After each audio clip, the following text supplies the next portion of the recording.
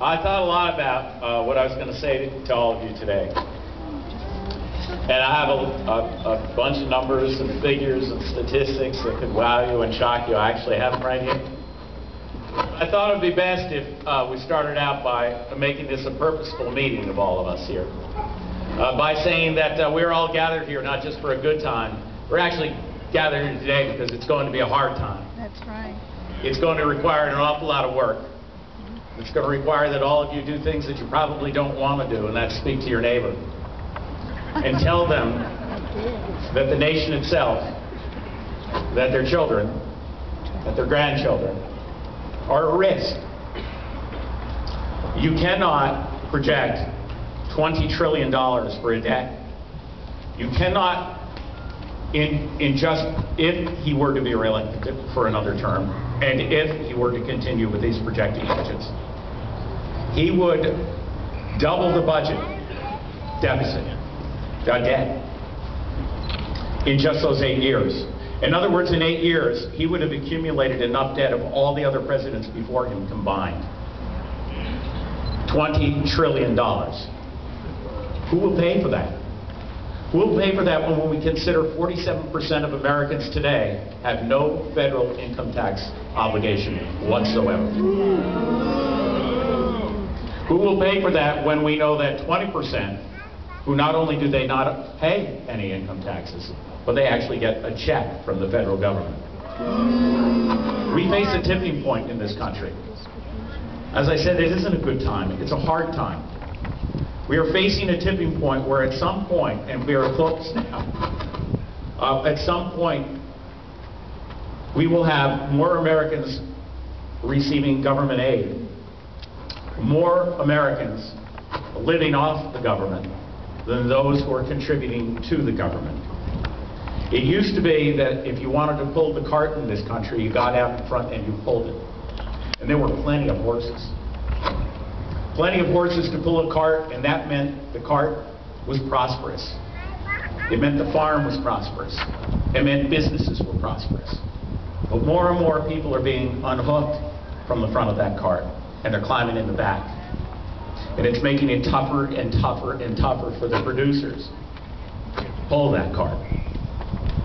And at some point, we will bankrupt this nation if we don't stop it now. We're in a situation in this country where Americans look to the government, more and more of them, to solve all of their problems. Whether they're unemployed, Lord knows I know what it feels like to be unemployed.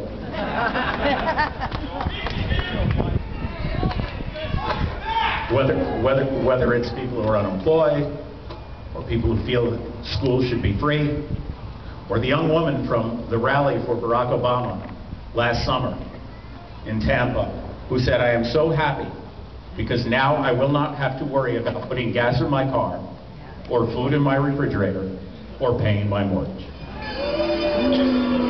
1 second. I don't blame her, do you? No. That's what she's been taught. She's been told that the government will take care of that. But here's one thing you have to remember, ladies and gentlemen, and many of you know this to be true. When you return your education over to the government tells you what you'll learn. When you turn your retirement over to the government tells you when and how much you'll retire with. Already they're talking about raising the retirement age to 67 or possibly 70. That's what happens when you turn your retirement over to the government. Now we have turned our education over to the government. Want to go to college? We'll pay for college. No problem. But we'll tell you what college you'll go to. And we'll tell you what subjects you'll take. And then we tell you where you'll work after you get out of college. 2 years. That's all it takes. Each one of these things seems small when you look at each individual one. But each one is an individual grab of freedom from all of you. Think about this. 47% today. 47%. Zero tax liability to the federal government. That means today, for those 47% of Americans, is not tax day, it's payday.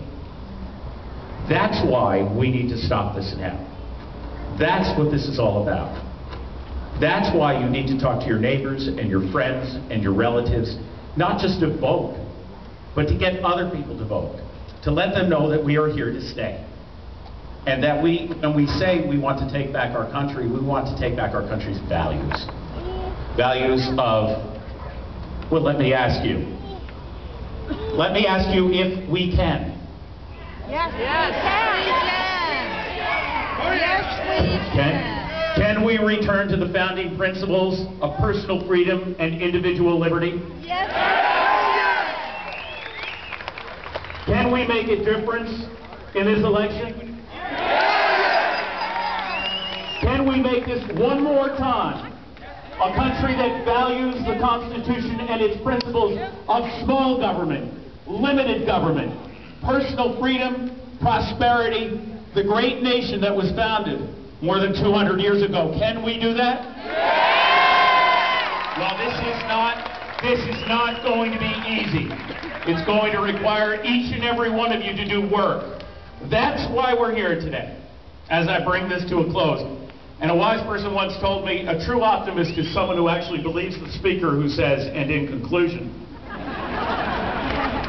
But in conclusion, that's why we're here today. We are here today. So many people are afraid of the phrase, they're afraid of us. They fear us. I heard someone on the morning show on MSNBC this morning say, we're scary. Well, they better be afraid. They should be afraid. Because the days of the nanny state will be known in history as brief, and you will be the ones who will have brought it to an end.